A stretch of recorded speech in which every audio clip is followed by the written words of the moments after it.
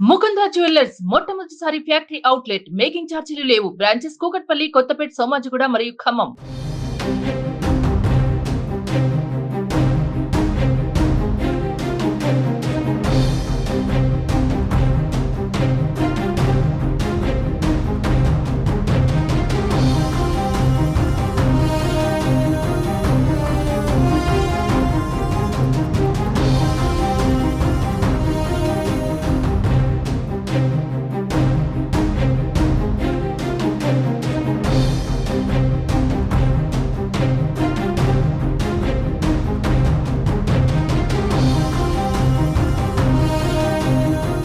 తెలంగాణలో ఇప్పటి వరకు 2 విడతల్లో రైతు రుణమాఫీ చేసింది కాంగ్రెస్ ప్రభుత్వం. 2 విడతల్లో 1,50,000 వరకు రైతు రుణాలు మాఫీ చేశారు.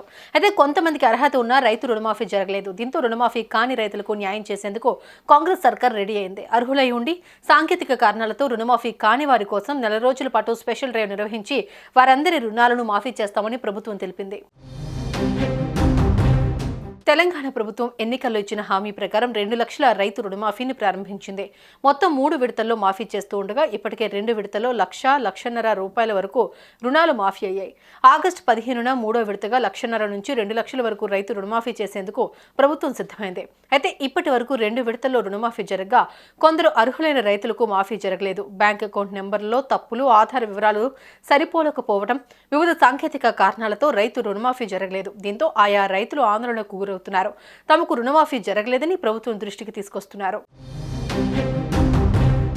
రైతులకు రుణాలు మాఫీ కాకపోవడంతో ప్రభుత్వం ఫోకస్ పెట్టింది. అర్హతలు ఉన్న రుణమాఫీ కాని రైతుల కోసం స్పెషల్ డ్రైవ్ నిర్వహిస్తామని ప్రభుత్వం ప్రకటించింది. అటువంటి వారి కోసం 4 రోజుల పాటు స్పెషల్ డ్రైవ్ నిర్వహించి రుణాలను మాఫీ చేస్తామని తెలిపింది.